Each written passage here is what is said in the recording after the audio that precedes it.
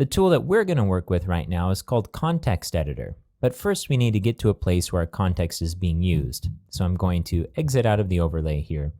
And right now we're in the context of our blog entry page. And our goal right now is to position this about the author block above this mini panel, which includes our search block and our navigation block. So I'm going to click Context Editor here, and it shows us the two contexts that are active. We have blog entry page and then site-wide. We're going to start by trying to edit the blog entry page. So I'll click Edit here, and notice that we have our block showing up here. Everything else is sort of washed out, but we can hover over the block and use this positioning tool in order to position this block. And we're going to drag it above our mini panels.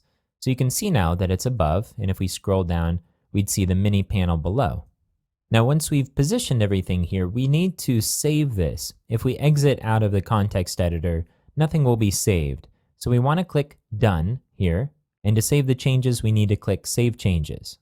Okay, the page refreshed, so whatever we see here should be holding. So we see our About the Author block, and I'm going to exit out of admin here. And down below, we have our mini panels. Let's take a look at another blog entry just to do a quick test. So I'm going to go to Content, and then let's look at Are You a Geek? And sure enough, we have About the Author at the top, and then we have our mini panel down below. Okay, so that was so much quicker than going the route we went before.